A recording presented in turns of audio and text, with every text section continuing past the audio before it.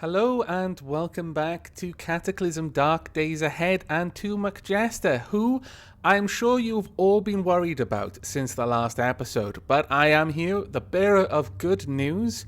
McJester is not addicted to any harmful substances. Well, harmful or possibly awesome, depending on the way you look at them. I mean, they did just get us out of an almost certain death scenario.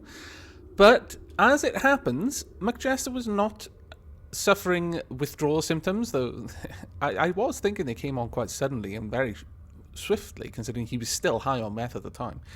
But instead, he was afflicted by a condition known as teleglow.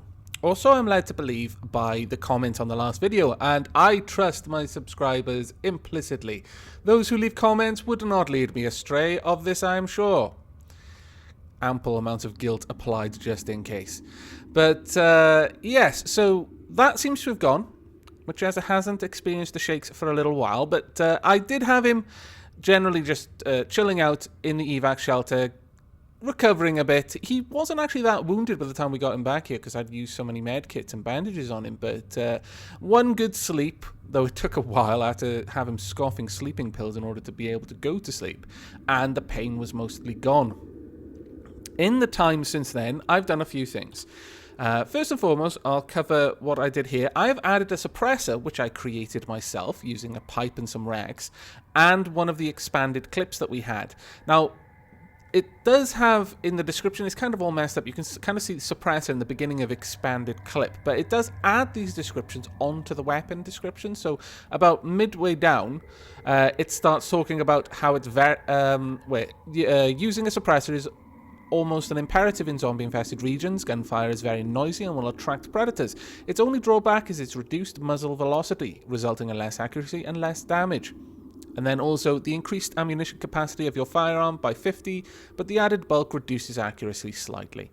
So, you can see now that we've got 45 rounds of .223, instead of, I believe, 20 was on it previously. It could have been 30, though. One of them had 30, one of them had 20. I think the light one had 30, so I think this has increased this by 15. The damage has been reduced by 3, so now it's only 37 instead of 40, and the recoil has been reduced by 4, so it's now 28 instead of 32. Accuracy, it doesn't tell me how much it's been reduced by, but I believe it has been reduced a little bit. Next, I also made a Coilgun. That is currently in the car, and I've added an extended magazine to that, so it can carry 150 nails instead of 100. But I didn't put a suppressor because I'm assuming a Coilgun, which is basically firing the bullets, the nails, via electromagnets using UPS, won't produce sound. I mean, it shouldn't, certainly. I mean, it might. I'm not certain, but it's not going to produce the explosive sound of a regular firearm. So I didn't feel that the loss in damage, because it's a very low damage weapon, it's only about 8 compared to the gun that I've got, the rifle that I've got right now, which is 40. So reducing that by about 3 or 4 points of damage is quite nasty. It literally halved its damage. So I didn't apply that. I only applied the extended magazine, and I'm going to be using that primarily to train McJester's firearm skill, which currently sits at 1. It's starting to decay a little bit.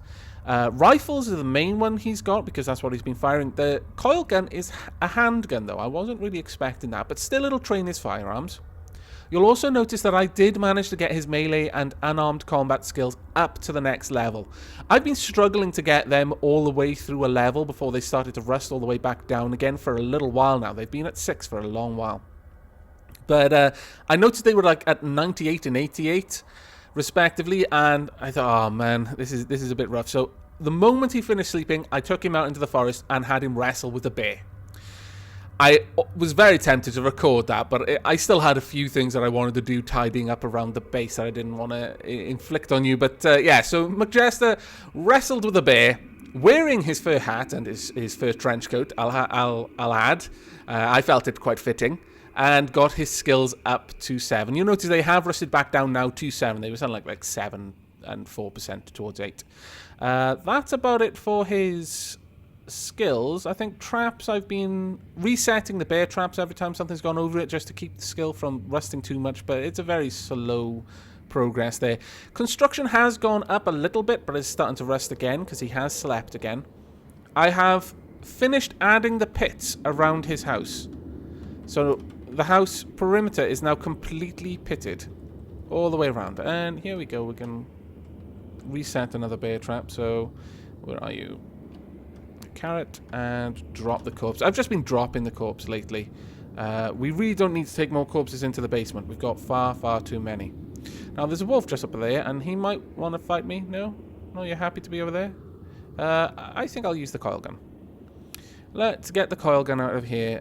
Actually, I need to drop the shovel that I was using as well.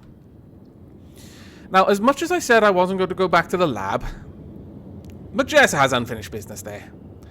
And I feel it would be wrong of me to deny him his revenge. We suspect that the Migos have all been killed. It's possible that they haven't been. And if they have not, and we go down there and we see that there's a Migo, we're just going to back out. Either that or just start unloading grenades in their general direction. Yes, that's all we wanted to get out. So let's wield the Coilgun. Oh, we're already wielding it. That's cool. Now then. I need a UPS. Ah, damn it. Okay. Should have gone that out as well.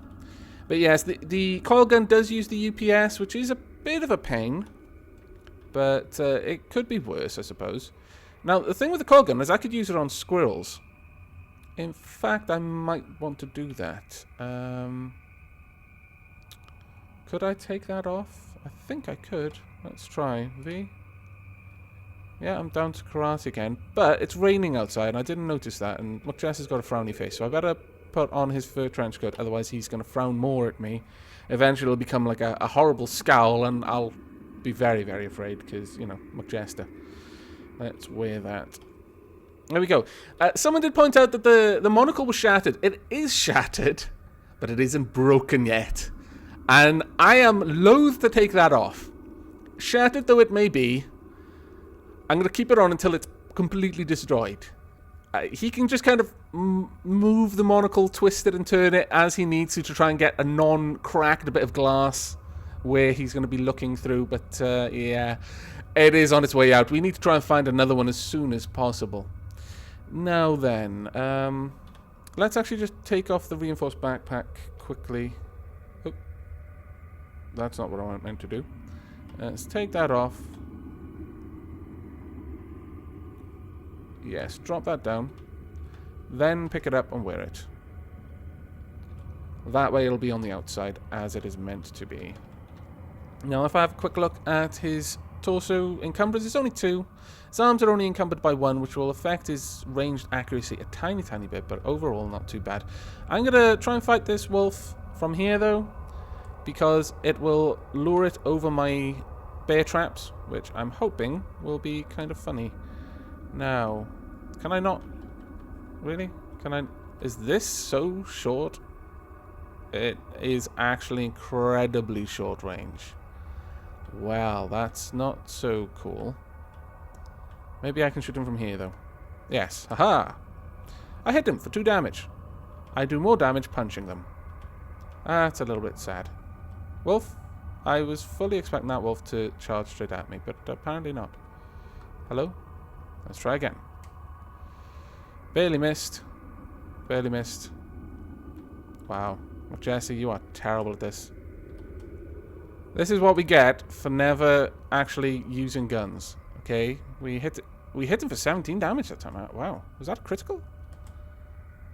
For 5 damage? A grazing hit? Okay. It looks like we do a little bit more damage than the tiny amount that I thought. Hopefully, 11 damage is not too bad. How was that doing for our firearms? Not great. Handguns is going up, though, over time. But I'll take on this other wolf, I think.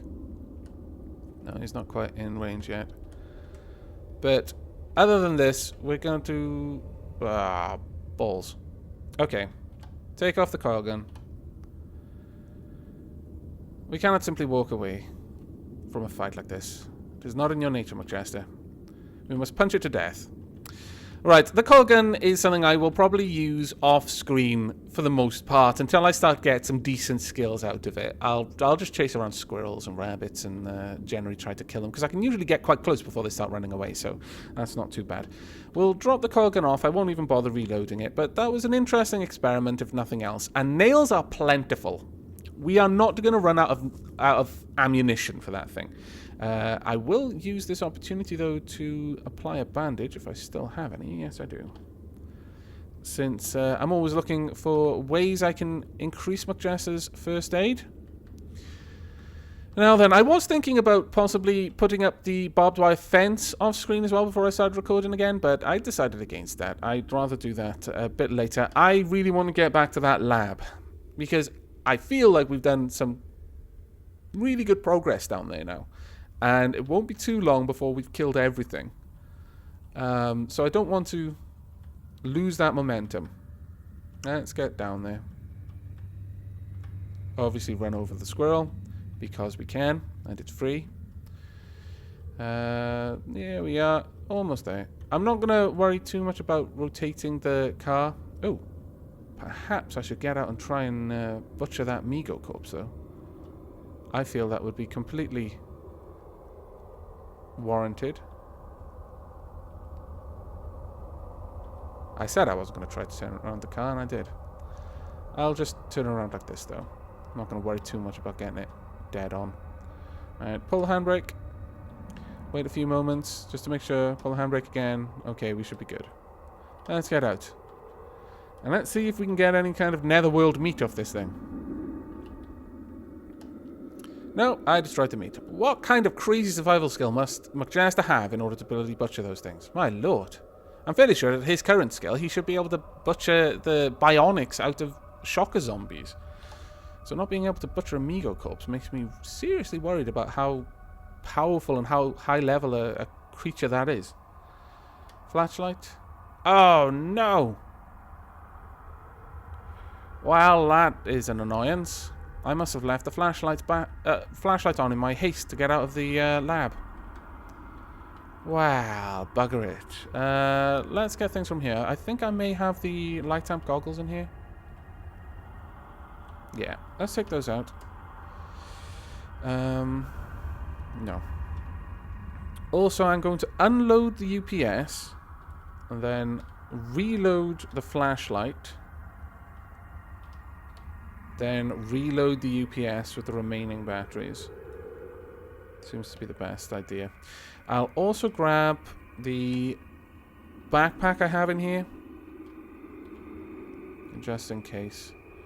We don't know what we're going to encounter down in the depths, so I think I've killed most things now, so I don't mind bringing along extra backpacks for looting abilities. But yeah, we should be good now. Let's get back down there. Hopefully, this isn't going to be too much of a problem. There we go. Am I in karate? Yes, I am. Fantastic. I'm in a little bit of pain as well. Nothing that McJester can't handle. I mean, considering the amount of pain he was in before, this is trivial to him. Right, what are we carrying with us? Got some Molotov cocktails, some EMP grenades. We do not have any laws.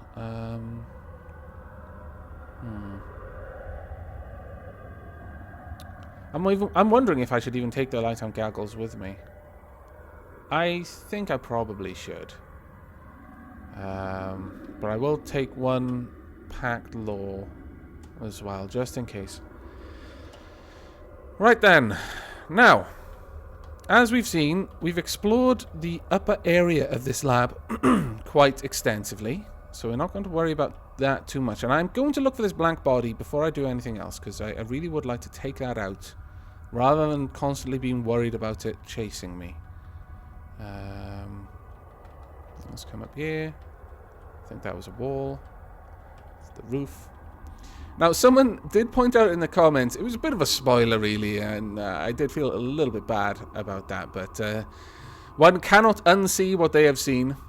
Apparently, this here is a control thing for the portal that the creatures came through. Oh, more batteries. And, yeah, I'm kind of glad that I failed to hack it repeatedly. Even though we ended up getting shot by a robot as a result of that, I can only imagine if I turned that bloody thing back on again, death would have ensued. So, you know, silver lining, I suppose. And it is a little bit of a shame that I now know what it is without really having explored it. So just a word of caution, I guess, a cautionary tale. Please do not with the spoilers if you can possibly help. Because, yeah, I quite like exploring that kind of things. And if Majesta had done something stupid and had unleashed the hordes of hell upon himself, well, you know, that was his own fault. Okay, there is a turret in there that we could hear. So first and foremost, flashlight off. Secondly, UPS on.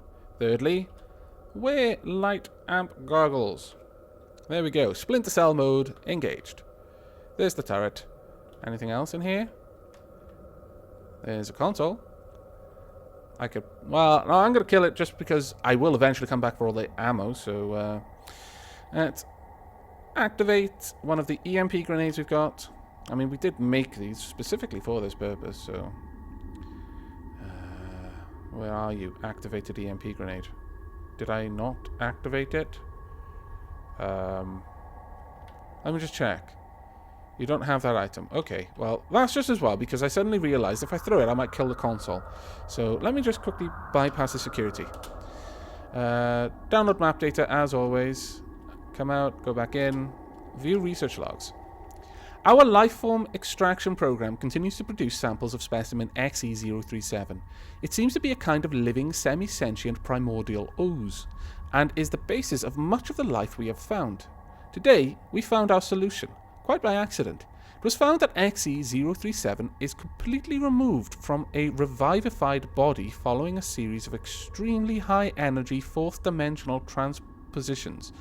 Unfortunately, this invariably allows subplane lifeforms to pass into the prime plane. The cure is worse than the disease. Okay, so they can strip XE037 out of a zombie by allowing demons into the world. Yeah, not the best. Not the best solution, really, all things considered. Let's throw this activated grenade, though, at the turret, and just wait. There we go. Fantastic. Now we can turn back on our flashlight and turn off our UPS, and also remove the light amp goggles. There we go. Should be plenty of things here. Chunks of steel, but oh, more batteries. We'll take those. And immediately reload our UPS as well. There we go. That's a wall. I think this is a way down. Which, wow, more levels? That's kind of frightening. Now, what have we got in here? There's a t-shirt. We'll take that and the can of cola. We'll immediately eat the t-shirt because just it is a little bit low on power. I shouldn't really brought him back down here. Ooh, sunglasses. Be pretty cool. I think we'll take them. If only because Majesta can use them later on to when he's out and about hunting things and the sun is glaring in his eyes. I'm not going to take the cigarettes. We have no use for those. I've not used them once. Cheap lighter. Yeah, we'll take it for the heating elements. Sweatshirt. Eat that. There we go. Full power. And more glow sticks we don't need. Right, let's continue hunting around down here. We're not going to go down to the next level until we're certain we've covered everything in this level. Okay. Any bionics? I don't think so. Let's have a look. No. These... Oh, wait. Wow, what have we got here? I was just about to say we don't seem to have anything there. There are other items as well. Yes, I think we should try. Logging successful. Fantastic. Manifest. Okay, there's an ethanol burner, more power storage. Don't need the Cranial flashlight or the integrated toolset. The Metabolic Interchange might be useful. The Electromagnetic Unit. Oh. Open chambers. Thank you, please. Oh. I think it's a quit and all that. Let's just quit out of it because I couldn't see what was at the bottom. But I think it was password hack into system. Yes. Did it work? Quit and shut down? Yes! Ha-ha! Fantastic. Now, there's the power storage. We might even be able to just install those as we are right now. Let's have a quick look, because McJester is fairly good now with his skills. Let's see. If we were to try, it would be a 93% chance. Yeah, let's go for it. Successfully installed. Ah, McJester, you're fantastic.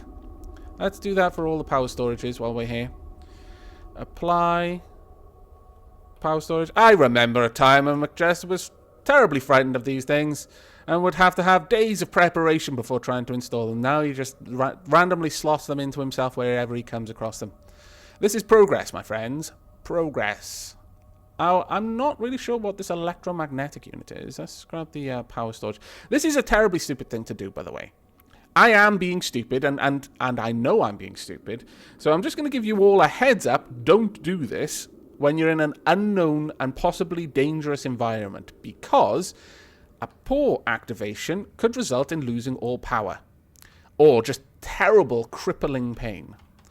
Honestly, right now, the power loss would be the more frightening, because I just really like having power on him right now. But that should have added quite a lot. But let's check out this electromagnetic unit. What is it? W. Embedded in your hand is a powerful electromagnetic unit, allowing you to pull items made of iron over short distances. Oh, I believe he can use this.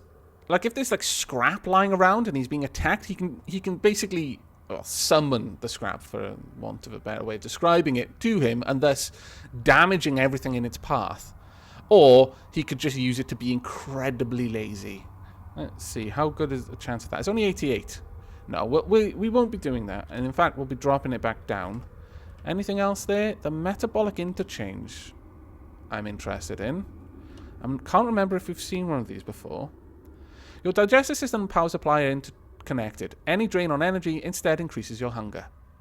See, that would be useful, considering the stupid amount of food that we have available to us. Not so useful down here, though we could just gobble up rags and stuff to replenish it. How much of a chance? A 79% chance, no. Okay, we're going to be coming back for these, obviously. And this is quite possibly the only place that had bionics on this level, because it didn't list any others, and I believe it lists all of the ones that are available anyway. Any turrets? No? Okay. What have we got? Machete, gallon jug of bleach, lots of things. Bandages. Ooh. Where are the bandages? Okay, I'll grab those. So, yeah, not too bad so far, and I'm starting to think that we have uncovered the majority of this level. This should go somewhere we've already been. Yeah. No? Yeah? Yeah, it is.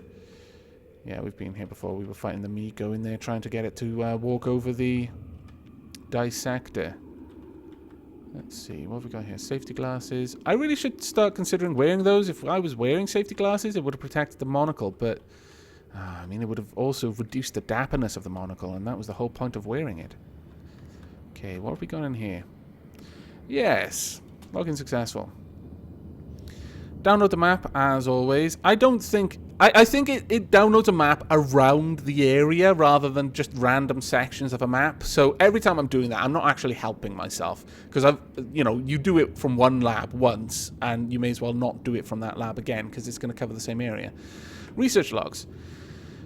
Despite a wide variety of treatments, we have been completely unsuccessful in removing XE037 from human subjects. Oh.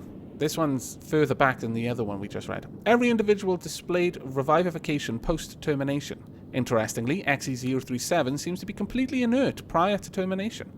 Today, we tested weaponry against XE142 and XE157, two amorphous subprime samples.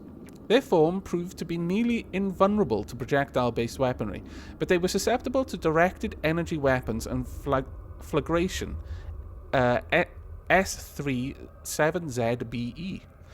This special investigation into the effects of XE037 on inert human bodies has made terrific discoveries. It seems that it occasionally displays a mutagenic property which manifests itself after termination of the subject, resulting in a striking variety of post-mortem morphology. I guess that's talking about the special infected.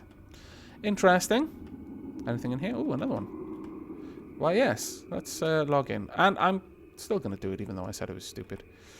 Because I am stupid. Jacobson insists that S37ZBE must continue. Despite the extreme security and safety risks, nearly half our security forces have been redirected to the project, simply to deal with the occasional escape of a subject. I don't know how it happened, but a janitor managed to activate the portal while cleaning the lab, shifting in an assortment of prehistoric fauna. Security was called in immediately, but was unable to save the janitor from being torn apart. By the time the confusion settled, all the fauna had been terminated. I guess that might be trying to explain the Triffids. I don't think I've covered it before, but there's actually quite a striking difference between the background story of Cataclysm Dark Days Ahead and the original Cataclysm game. Perhaps in a future episode I may actually go over that and read the histories out to you, because it's quite interesting. Certainly in the original game, the one that was primarily developed by Wales, he had like a public knowledge version of the history and then an actual what happened, and it's quite interesting to see the differences. I might just link them, I don't know. But it looks like we've got a lot of research notes in this particular episode, which is quite cool.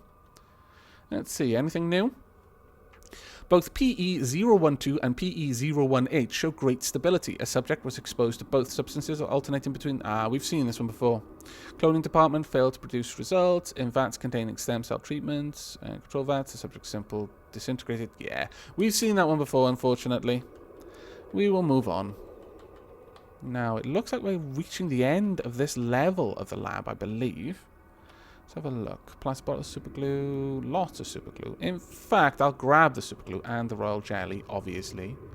But the super glue is very light, so there's really no reason to leave it behind. The glass bottles are useful. I will come back for those. We need it for quite a few things. There are certain crafts that require a glass bottle to be made. Have I come down here before? I think I have. Or at least I've opened those doors. What's in here? It's a teleport room. And, yeah, we're not going to be messing around with that anytime soon. I might use that in an absolute dire, I'm about to die emergency, but outside of that, no. But that actually looks like we've been everywhere we can be in here. I think what I'm going to do is go grab some of those bionics, the ones that I want. For this, I'm going to equip my backpack. There we go. So we've got a little bit extra volume, but I think this is mostly weight that's going to hold us back. We want the Metabolic Interchange and one of the electromagnets. The rest, perhaps I can break down. Yeah, I actually don't need the second backpack. Nowhere near my volume limit. But I'm going to carry these out. But that's it for this episode, I think. We're coming up to about the wrapping up point, so I may as well end it here. You've seen pretty much everything there is to see in this lab, because I've generally been looking at what's on the floor as I've been going through it. So what I'll probably do is between this episode and the next, I'll just go ahead and remove all of the things that I actually want to keep out of the lab, carry them up to the floor above, and eventually load them onto the car. The thing that I'm not going to be doing is going down to the next level off screen. That is going to be saved for when you return. Yes, McJessa hasn't had enough of fighting subplane enemies just yet. Stupid though that may be, he is going to continue until we have cleared this lab of all the riches. Or possibly died in it. Yeah, that is a very distinct possibility, especially if the things on the next level are even worse than the things that were on the previous one. That would be a little bit horrific.